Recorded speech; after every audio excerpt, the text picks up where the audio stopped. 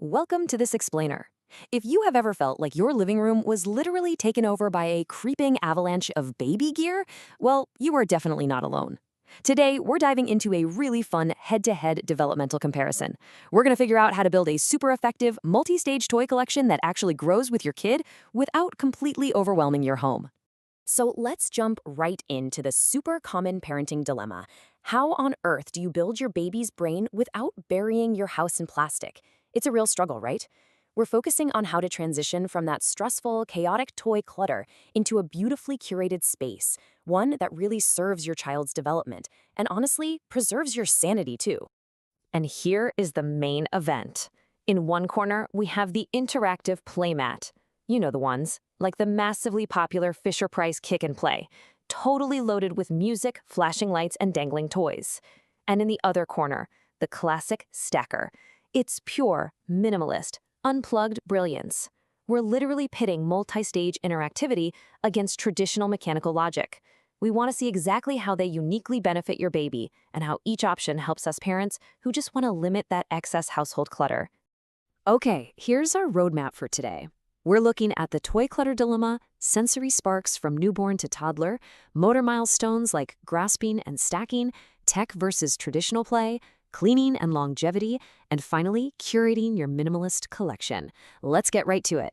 Section 1. The Toy Clutter Dilemma, Managing Limited Space and Environmental Waste. You know, modern parents are navigating a really tough tension between wanting effective developmental tools and hating frustrating household clutter. A 2025 comprehensive analysis actually points out a major market shift.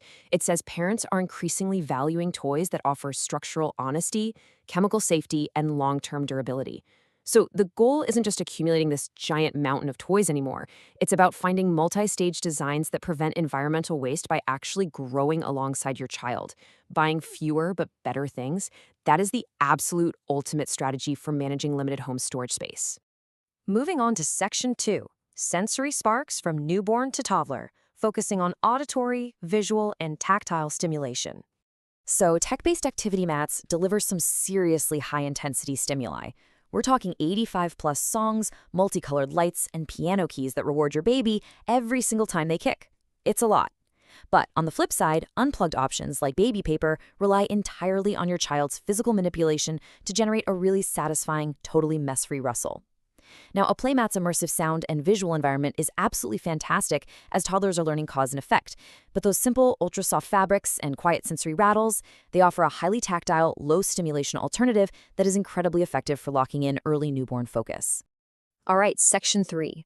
Motor milestones from grasp to stack and tracking physical progression. It's actually fascinating to notice how these different toy categories perfectly map to your baby's physical progression from birth to toddlerhood. Step 1 is all about core strength. The playmat is great here, encouraging gross motor skills through kicking and tummy time as they reach up for those overhead toys. Then, Step 2 focuses on the palmar grasp. This is where simple mechanical toys, like Winkle maze tubes and multi-textured sensory rattles, really shine to build those early fine motor skills. Finally, Step 3 introduces hand-eye coordination through sequencing and sorting, classic stocking rings. So you see, both toy styles play a really vital complementary role here. Now let's look at the actual structural engineering of two classic stockers. On the left, the iconic Fisher-Price Rock-A-Stack uses a tapered post. This is brilliant because it introduces sequential logic, relative size comparison, and early color recognition. But then look at the right. The sassy stacks of circles completely removes those developmental bottlenecks by using a straight post design. That means any ring fits in any order, which ensures immediate frustration-free STEM success for your baby. Plus, it adds varied textures, different weights, and clear beaded rings, so babies can naturally connect the sound they hear to the visual movement they see. Section 4. Tech versus traditional play, and the active versus passive framework. Developmental specialists actually separate these tools into active and passive play, which gives us a really great professional vocabulary for this stuff. Active play refers to electronic toys that provide auditory rewards and a sort of scaffolding for language acquisition. Think of a toy that sings a song when you press a button. Passive play, on the other hand, refers to minimalist toys that focus on the purity of exploration and problem solving. Basically, the toy doesn't do anything until the child physically manipulates it. And experts totally agree. A balanced environment requires a healthy mix of both. The real key difference here is pacing. With active tech toys, like a piano gem, the toy is essentially directing the engagement through programmed lights and those 85-plus sounds. And while Smart Stages technology carefully tunes this electronic feedback to prevent overstimulation, passive stackers and rattles take a totally different approach. They force the infant to direct the exploratory pace entirely on their own. They have to rely strictly on their own physical manipulation, like rattling or stacking, for any sensory reward. And that, right there, is what builds incredible spatial reasoning and fine motor control. Section 5. Cleaning, storage, and longevity. Practicality for the minimalist home. Because let's be real, while your baby is busy mastering their pincer grasp, you are probably just trying to master a clutter-free living room. Playmats do feature a pretty large footprint, but they justify taking up that space because they adapt through 4 distinct stages: lay, tummy, sit, and take along. Plus, the soft ports are machine washable, but they do bring the annoyance of constant AA battery maintenance. Stalkers conversely boast a highly compact, space-saving design with absolutely zero battery anxiety. And premium silicone versions, they are practically indestructible. You can literally boil them to sterilize or just throw them right in the dishwasher. For a minimalist household, material integrity is absolutely everything. Premium materials like 100% platinum silicone feature peel-proof integrated colors.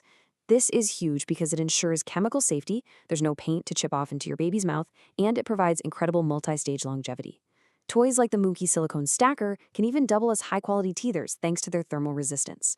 By choosing durable items that genuinely grow with your child, you're minimizing environmental waste because these toys will easily survive well into the toddler years. Which brings us to Section 6, curating your minimalist collection and striking the perfect balance. So how do we actually synthesize all of this data to manage your limited home storage space? Well, to minimize environmental waste and stop the clutter, you want to aim for a balanced diet of durable, multi-stage toys. A well-rounded collection just needs 3 main slices: a touch of active tech for language scaffolding, passive mechanical toys like stackers and blocks for spatial logic, and tactile toys like crinkle paper and teethers for sensory regulation. Seriously, you do not need 50 toys. You just need a few really well-engineered representatives from each of these 3 categories. Which brings us to our final big question. Will curating a smaller, balanced collection of multi-stage toys actually unlock deeper focus and creativity for your child? Well, the data strongly suggests yes. Absolutely.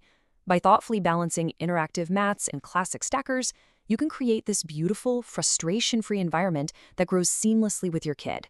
It proves that sometimes doing the most for your baby's developing brain actually means having a whole lot less plastic sitting in your living room. Thank you so much for joining me on this explainer, and hey, here's to building a smarter, simpler space for your little one to learn and grow.